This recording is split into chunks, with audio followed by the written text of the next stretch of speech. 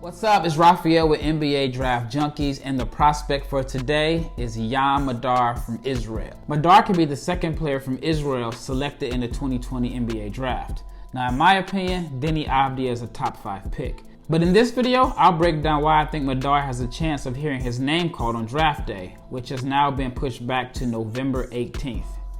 That's crazy. The NBA draft in November, never seen anything like it. Madar's defense is the main skill set that he can hang his hat on. In my opinion, he's kind of like the Israeli version of Pat Beverly, how he picks up full court and just is an irritant that harasses ball handlers up and down the floor. But let's keep it real. Offense sells tickets, and in this case, gets YouTube views. So that's why I wanted to highlight Madar's offense in this video. I believe he has enough skill set on the offensive end of the floor to have a chance at a legit NBA career. But before I get into the video, please subscribe if you're not subscribed. Click the little bell thingy if you want notifications for, in my opinion, is the best NBA draft channel on YouTube. Now, I know there's a lot of NBA draft sites on YouTube, and I'll be honest, I'm competitive and I don't want to be outworked. So if you subscribe, you'll be seeing a lot of content from me in the very near future. Now let's get into this video.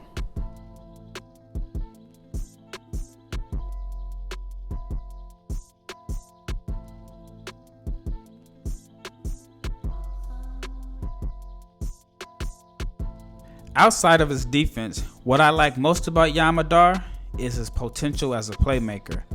He's a risk taker that plays with a high level of confidence and has a good combination of substance mixed with occasional flash and flare highlight reel passes. Now, he kind of reminds me of Puerto Rican legend Carlos Arroyo, who had an 8-year NBA career, but also won a championship with Israeli powerhouse Maccabi Tel Aviv in 2009. Check out this play where he freezes the defender with the ball fake, which creates a scoring opportunity for a cutting teammate. Here he shows off his flashy court vision in the pick and roll by whipping a no-look over the shoulder behind the head pass to the roll man. Madar is at his best as a passer when he's getting downhill, as he thrives as a driving dish passer. This is where he's able to show off his creativity. Yam also shows flashes of offensive creativity off the bounce, which gives me hope he can become more than a defensive specialist on the NBA level. In today's NBA, there's such an emphasis on scoring that being a great defensive player isn't enough to earn you minutes on the floor. If a defensive specialist can't provide value on the offensive end, he becomes a liability, especially in the playoffs. Madar has some shake and bake in his game and has the ball handling, speed, and quickness to put pressure on defenses and potentially exploit mismatches on switches. He's shifty with the rock and has a nice change of pace crossover he uses to get to the rack where he can finish with both hands. Speaking of finishing, Madar has some nifty finishes around the rim. Since he's not a high flyer or an elite level athlete by NBA standards, he'll have to rely heavily on crafty, creative finishes and touch around the basket. Here's an example of him knocking down a difficult off-balance touch shot with his right hand. When I was growing up, this was considered a bad layup. Your coach would yell at you for doing this. But today, I think it's important to have this in your layup package to throw off the timing of shot blockers. So here he makes a left foot, left hand layup. This is just another example of a creative finish. He shoots the reverse left hand layup high off the glass with his inside hand. Now, if you've been following my channel, then you know how I feel about soft touch finishes and floaters. I think it's a shot every player must have in their arsenal, and Madar has shown that he can make a variety of floaters from different angles on the floor. ים מדר מול פסטול 5 שניות. הצליח בסוף לסחוט את העבירה הזאת. And one, אומר דני אלון. Now, Madar is far from a finished product as a shooter. Overall, he only shot 35.7% on jump shots last season.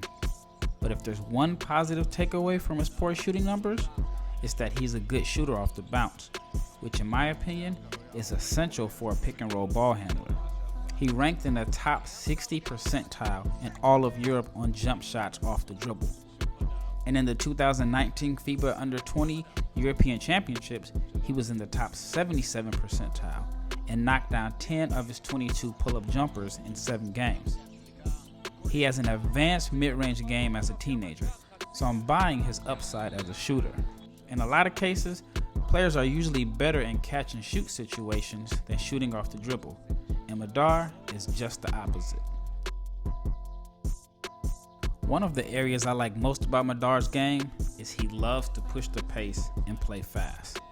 He seems to always be looking for an opportunity to run, whether it's scoring in transition or passing the ball ahead to a teammate.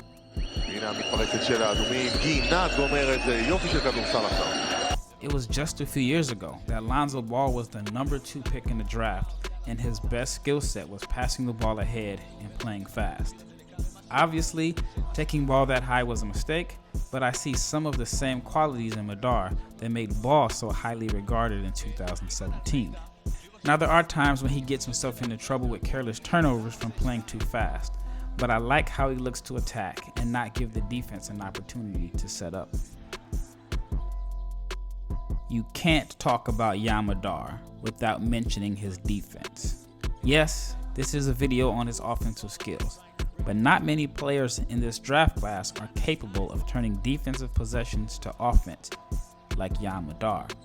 He's a pesky defender with active hands that harasses ball handlers, which often leads to steals and fast break points for himself or a teammate. Overall, I think Madar's defense gives him a chance in the NBA, but I think he has enough offense that can make him a candidate for a two-way deal if he decides to play in the US this upcoming season or in 21-22.